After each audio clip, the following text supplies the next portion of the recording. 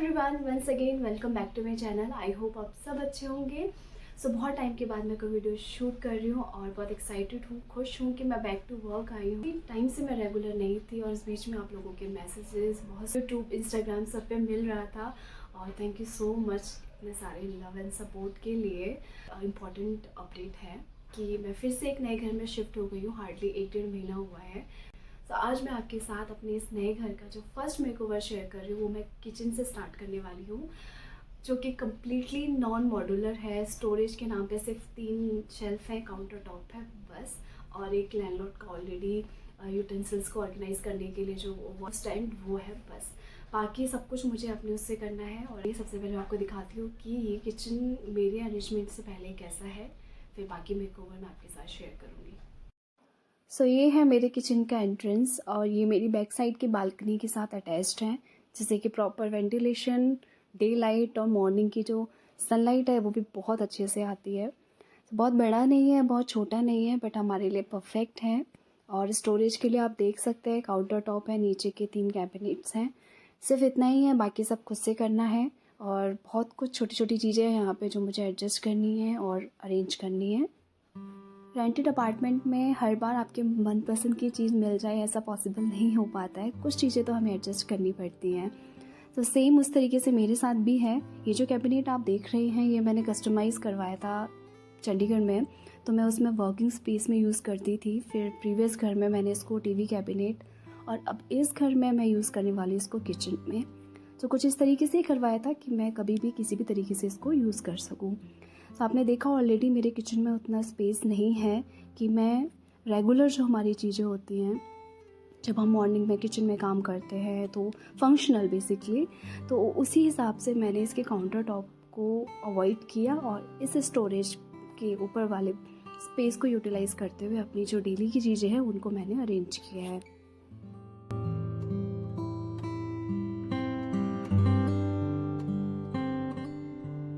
तो कुछ चीज़ें हैं जो मैं अपने किचन में फॉलो करती हूँ जिससे मेरी किचन बिल्कुल एक जैसे अरेंज लगती है, नीट एंड क्लीन लगती है।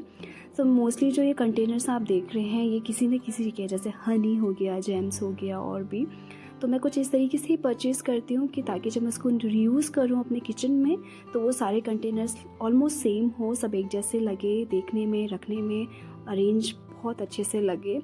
और इससे क्या होता है कि आपका जो स्पेस है वो भी यूटिलाइज़ होता है और अननेसेसरली चीज़ें आपके किचन में नहीं भरी रहती हैं।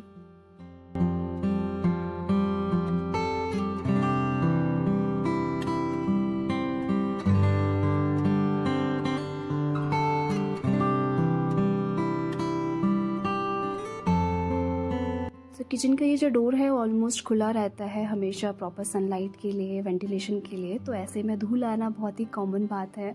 ऑलरेडी चीज़ें मैंने ओपन में रखी हुई है, स्पाइसेस वाला जो टॉप है, तो यहाँ फ्रिज को मैंने बहुत ही मिनिमल रखा है ताकि मेंटेनेंस करना इजी हो।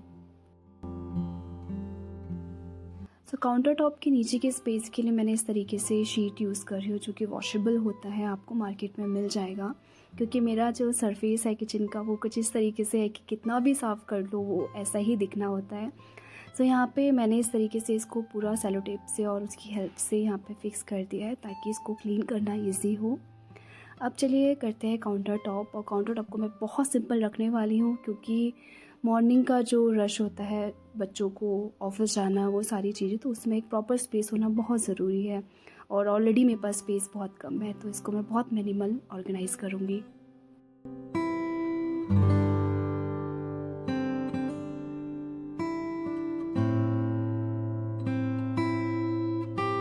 काउंटर टॉप के ऊपर आप जो ये विंडो देख रहे हैं ये बर्नर के जस्ट लेफ्ट में है। इसका मतलब ये है कि इसको मेंटेन करना बहुत टफ हो जाएगा। एक तो वाइट कलर का है, ऊपर से ऑलरेडी ये जब पहले जो रहते थे होंगे उन लोगों ने शायद उतना नहीं किया होगा, तो मैंने इसको एक बार कर चुकी हूँ बट मुझे फिर दोबारा करना पड़ेगा। और जस्ट सामने कोई और भी रहते हैं तो प्राइवेसी भी चाहिए, तो उस हिसाब से मैं इस विंडो को थोड़ा सा अच्छे से डेकोरेट करूँगी, इसका मेकओवर दूँगी।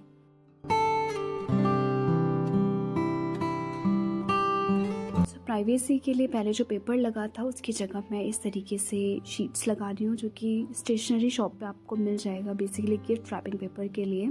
बट पेपर में है। मुझे पता है कि बहुत दिन नहीं चलेगा क्योंकि पास में बर्नर भी है, बट ये है कि फिर भी मैं कोशिश करूँगी कि अच्छे से ये चले। कुछ टाइम के बाद मैं इसमें शीट लगवा दूँगी जो फ्लोर पे बिछाया जाता है, जिसको कि इजीली वॉश किया जा सकता है। बट फ़िलहाल मैं इसको अभी लगाने वाली हूँ यहाँ पे सेलो टेप की हेल्प से, जो कि बहुत ईजी है।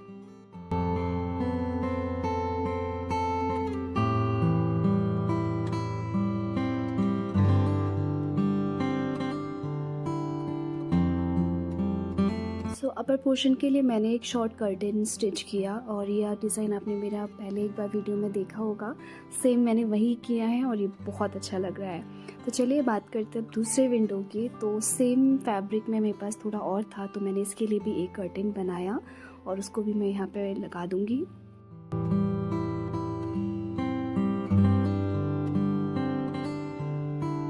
तो ये जो विंडो आप देख रहे हैं, ये यहाँ पे प्रॉपर जो मॉर्निंग की जो सनराइज़ वाली लाइट होती है प्रॉपर आती है यहाँ पे बहुत देर तक, 10-11 बजे तक। तो यहाँ पे आर्टिफिशियल की जगह ओरिजिनल प्लांट्स लगाए जा सकते हैं। कुछ टाइम के बाद मैं ऐड करूँगी यहाँ पे। फ़िलहाल अभी इस चीज़ से मैं डेकोरेट कर रही हूँ।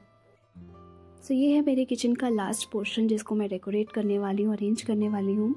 तो ये इसको मैं बनाने वाली हूँ अपने माइक्रोवेव के लिए और डेली की वो चीज़ें जैसे कि बॉयलर, मिक्सर, ये सारी चीज़ें, ताकि एक से सिंगल स्विच में आप उसको यूज़ कर सकें। थोड़ा फंक्शनल ज़रूरी है।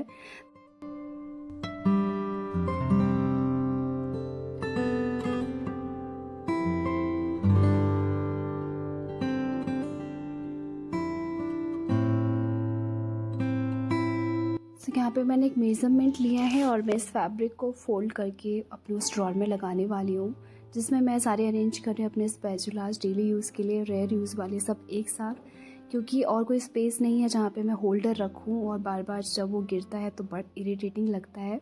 तो मैंने सबको एक ही में अरेंज कर दिया है। तो ये जो आप नेल्स देख रहे हैं ये पहले से लगे हुए थे और हमारे जो लैंडलॉर्ड हैं वो थोड़े से स्ट्रिक्ट हैं इस मामले में कि आपको वॉल बहुत ज़्यादा डैमेज नहीं करना है। बहुत ही इंपॉर्टेंट हो तब आप नेल्स लगाएं, अदरवाइज़ नहीं लगाना है। तो बस इन्हीं को जो लगे हुए हैं उन्हीं में मैं अपनी चीज़ें ऑर्गेनाइज़, और क्योंकि ये मेरा सिंक वाला पोर्शन है तो जो चीज़ें यूज़ होती हैं उसी हिसाब से मैं इसको अरेंज करने वाली हूँ। नॉन मॉड्यूलर किचन में सबसे टफ हो जाता है अपने यूटेंसिल्स को अरेंज करना, जिनमें कुकर, कढ़ाई, लिड्स, ये सब चीज़ें हैं। तो कुकर्स को मैंने कुछ इस तरीके से अरेंज किया है और ये पोर्शन सिर्फ मैंने कुकर के लिए रखा है। कढ़ाइयाँ कुछ इस तरीके से मैंने परचेज़ की हैं कि मैं एक के साथ एक रख सकूं, कम स्पेस में यूटिलाइज़ कर सकूं। अब बेस में मैंने इस तरीके से रखा है ताकि वो हिले डुले नहीं और जब रखना हो तो इजी हो, निकालना इजी हो। यूटेंसिल्स को कुछ इस तरीके से बास्केट में रखा है कि उनको अरेंज करना, यूज़ करना दोनों ईजी हो। काउंटर टॉप को मैंने बहुत सिंपल रखा है, उसका एक बहुत बड़ा रीज़न ये है, सिंक अटैच्ड है तो आप सोच सकते हैं जब बर्तन धुलते हैं तो ये सब भर जाता है और इसके साथ बहुत टफ हो जाता है कि कुकिंग भी करना, बाकी सारी चीज़ें। तो यहाँ पे मैंने कुछ भी नहीं लगाया, ना डेकोरेशन के लिए ना और कुछ, क्योंकि कुकिंग में ऑलरेडी विंडो को मेंटेन करना टफ हो रहा था मेरे लिए, तो मैंने कुछ भी नहीं लगाया। ऑलरेडी ये बहुत ही सिंपल में बहुत अच्छा लग रहा है।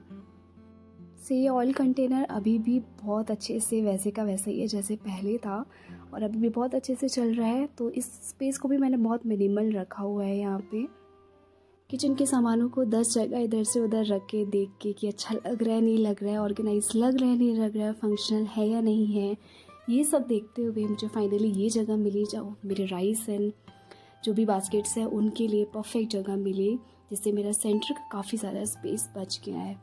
तो चलिए देखते हैं कि अब मेकओवर के बाद मेरा जो किचन है वो कैसा लग रहा है।